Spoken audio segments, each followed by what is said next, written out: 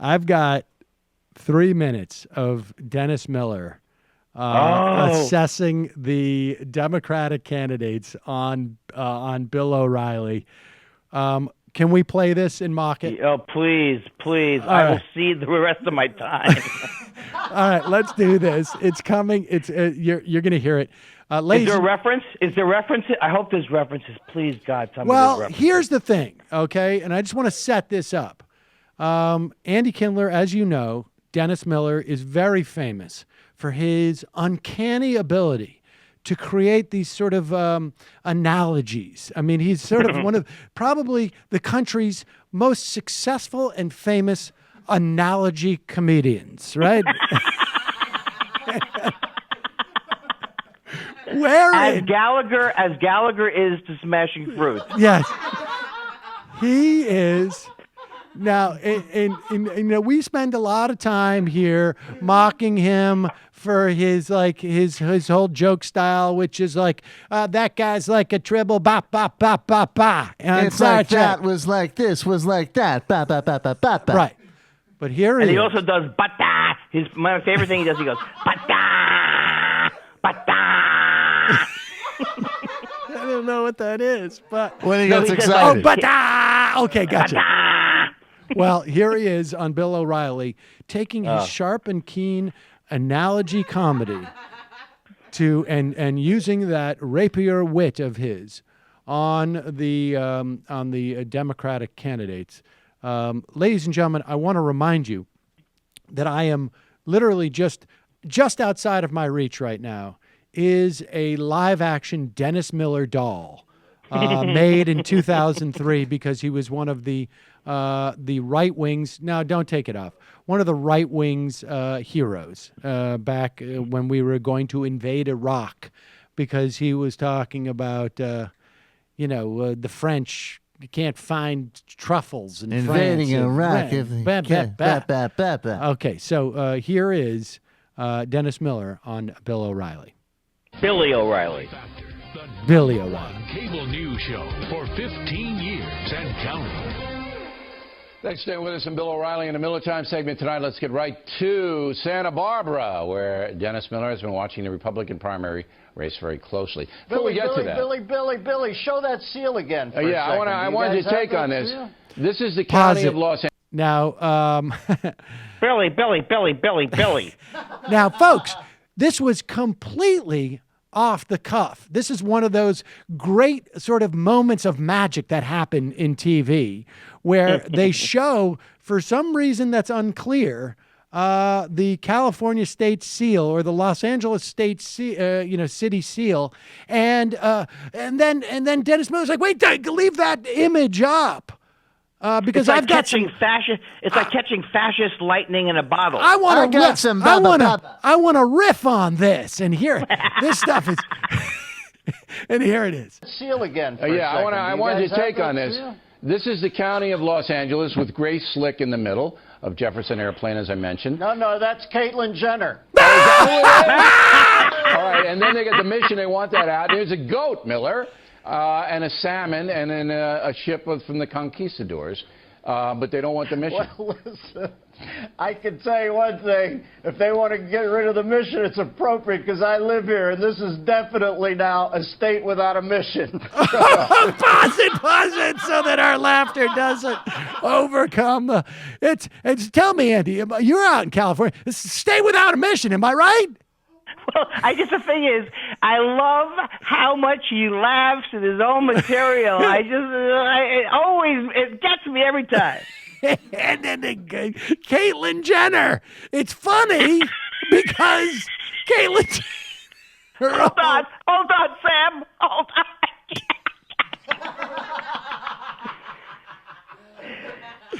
Okay, let's. It's not Grace Slick. It's the Caitlyn Jenner. That Billy baby booby picky back. This is.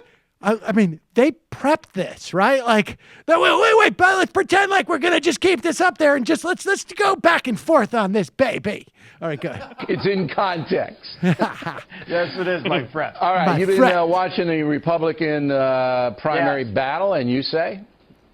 I was shocked today to find out that John Kasich is in the third year of his first term as president. I didn't even know that, but he came on and said that today, and I thought, geez, this guy, he'll put some positive stuff on it. You know, can I tell John Kasich something? Donald Trump gives speeches in airplane hangars, and John Kasich gives speeches in closets surrounded by hangars, if he wants to know where he's going.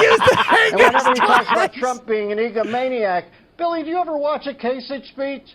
To me, he seems so egomaniacal. He always talks about this effect he has on people and how shocked he is. And I don't think he realizes that he tries to distance himself by one step from it. But when he says, I met a 17-year-old girl and she was shaking, I said, why are you shaking? That's as egomaniacal as just saying I make a 17-year-old girl shake. Pause and, it. He forgot the joke. He forgot to add the. I'm sure he had the joke. He just forgot to add the joke. Do you think he's drunk? Do you think he's drunk in that clip? Because that was incomprehensible. Even by his standards. Is it Kasich? No, it's Kasich. But but I mean, I've made that mistake. That's not that big of a deal. I mean, that's not bad. Yeah, that's not too bad. But the hanger joke. Now, I know there's nothing worse than a comedian talking about comedy, Andy. But could you explain, because you're famous for the state of the industry of comedy, could you please give us a report on the state of that joke, which was hinged and literally hinged on the fact that Trump speaks in a hangar, being an airplane hangar, and Kasich gives speeches around a coat hanger. Oh, I can't believe it. Because you know what? Because the two were. I mean, Kasich gives a speech holding a hanger steak. Basically, is what he does.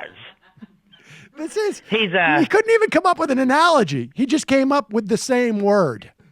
He says hangers 10 when he gives a speech. It's a guy who's literally, his conscience left his body and took his brain and his heart, and he literally could not come up with a joke, even with the amazing Bud Abbott, Bill O'Reilly, setting him up.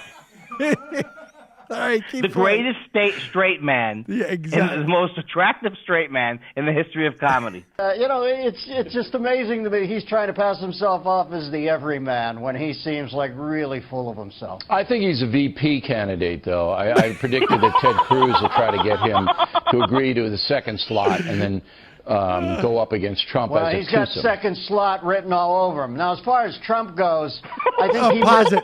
Yeah, this guy's only going to come in as vice president.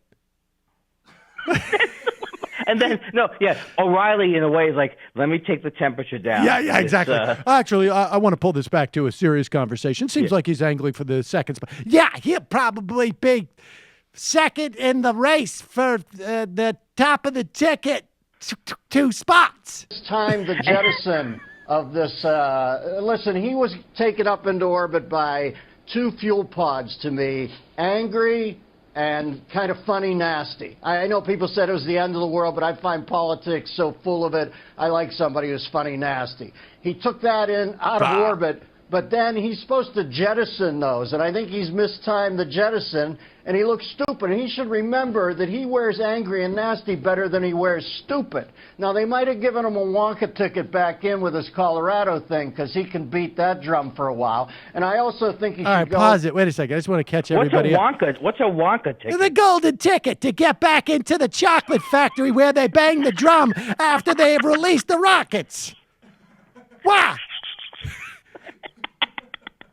You know what? I'm not a big fan of making comedians submit like a transcript of what they're going to talk about.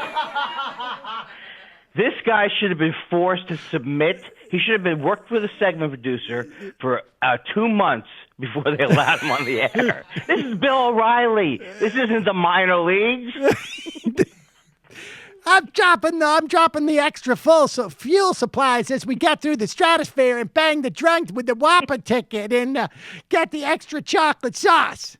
Continue to go after CIA Chief Brennan on this waterboarding thing. As a matter of fact, I have a solution to the whole thing. We should waterboard people by drone. And then when they say, oh, waterboarding isn't something we do by drone, you can say, you're right, we only vaporize them into a pile of chiclets by drone. God forbid, we might want to shoot some water up their nose. So I think you can take that approach, too.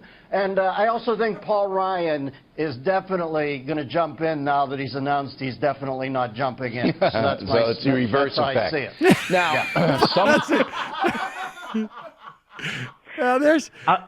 I'll tell you one thing, though, that I definitely relate to. I definitely relate to when I've got nothing and I'm just looking for something. He literally has got nothing, and he is just, something will happen. I'll put chiclets or chuckles or Beecham's gum in there, and that will save this segment. This thing is total double mint. Am I right, Bill? This is a wax. I mean, he's one wax whistle away from. That's it. Somebody throw me a lifesaver. And I like how O'Reilly goes, oh, the reverse. What did he say? He goes, yeah, we'll rewind it. Listen to Bill O'Reilly, he's given his own state of the joke speech right here. Matter of fact, I have a solution to the whole thing. We should waterboard people by drone. And then when they say, oh, waterboarding isn't something we do by drone, you can say, you're right, we only vaporize them into a pile of chiclets by drone. God forbid. Pause it. I hate to be a stickler here, but when you vaporize something, it's not in a hard shelled form. It's actually, it turns into a vapor. I mean, that's where that's the root of the word vaporize is vapor. Well, wait a second. Let me ask you a question. Is that what drones do? They waterboard people? Is that how the drones work? I don't think you get what's going on. All right, now here is the part where that guy's in a bathtub. Vaporize him what with a drone. What are you doing? Double minting me? Okay, here is where he says about Paul Ryan, and I think his analysis is probably correct, although. But here is how Bill O'Reilly is explaining that the joke is funny. You might want to shoot some water up their nose. So I think you can take that approach, too. And I also think Paul Ryan is definitely going to jump in now that he's announced he's definitely not jumping in. So it's the reverse effect. I see it. Now, the reverse effect. That was a good I'm not a big fan of that kind of non sequitur, but he really, he needed to add that. Oh, God. Is there any more? I think we're done, right? So it's the reverse effect. The reverse effect. There's another 2.5 minutes. Oh, my God. No, Dennis. I don't think that's fair to... My family 30 left seconds me. more? All right, let's do 30 seconds more. more. 30 seconds more. some of the big shots in the Republican Party say they're not going to go to Cleveland because it's going to be too messy and nasty, and they don't want to be a part of it. Are you going to go to Cleveland? If I invite you, are you going to go? Because we were in Cleveland. You remember that? We did a show there. If you got us a gig, I'm there. If you don't have us a gig... No. You're not just going to show up to the I grew up near spectacle? Cleveland. I like Cleveland, but no, I'm not going anywhere. Yeah. Miller and I went to a Bavarian restaurant. Remember that? We went to a Bavarian that was restaurant. great. Yeah, it was That great. was great. Okay, I'm sorry. We didn't need 30 more seconds. I apologize. Do you remember we drank each other's milkshakes? Because you don't have a family anymore. Because your wife and children hate you. Oh, that's right. Yeah, Bill O'Reilly's going on that I don't have a family tour anymore. But yeah, that was. Do you think? I mean, he sounds drunk to me. I ask a I mean, I don't think there's historical anything question? wrong with that. Oh, okay. Now, yeah, Andy, Michael has a question for you that is important because you understand that, like, I'm working with people here who, don't necessarily didn't grow up watching Dennis Miller on Saturday Night Live, right? So, Michael, go ahead. No, I mean, it's a simple thing. The guy, came from somewhere. Was there ever... Because I first saw Dennis Miller, like Bush era, being on Jay Leno, being like, it's like if he gave the caribou the keys to the lunch counts. And I was like, was he ever funny, I guess is my basic question. Yeah, if you watch the black and white special, he was like universally well respected. But, there's a lot of different theories. He used to work when he had his Dennis Miller show. He used to work with Kevin Rooney. And, if you go back and you listen carefully to Dennis Miller, he was never particularly well informed. I mean, I think he fooled people into thinking he was intelligent because he had all these references. But, for example, he had a joke that was funny. He was like, Charles Manson's coming up for parole, and no better way to tell the parole board you got your own personal trip together than to carve a swastika on your forehead. Here's those kind of jokes. Right. And they were funny. I think everybody I know thought that he was funny, but he was never particularly a aware guy. And I can tell this from everybody I've ever. He is maybe the most unpleasant guy on the planet. I can't think of one person who hasn't had a terrible, unpleasant experience with him. So I just think he's a bad guy who ran out of humor. All that's left is the unpleasant and the unfunny. Ba ba ba ba ba ba. Because in many ways, he lives in Santa Barbara. It's not easy for him. In many ways, I feel like I have structured my career after his. And so when I look at this, they're going to have me on on MSNBC one time, and I'm just going to go, the thing is going to go around. Cutting Social Security is like giving the Vulcans the key to the party pad while Kirk is locked out on the outer space rim. Hey, Sam, I saw you there on MSNBC. It was like Charles Kuralt back in the 30s with Kalashnikov from Crime and Punishment, and all of a sudden I thought it was going to be Edith Piaf was going to walk out. I said, Sylvia Plath, get your head out of the oven. Hi, I'm Sam Seder, and this is an Ann Coulter doll. You should not be immigrating here. Yeah. Stay in your country and hate us. For smart progressive talk and a little bit of this and even a little bit of that. Mission accomplished. Subscribe to our podcast, subscribe to our YouTube channel, and like us on Facebook to get some of our best video clips.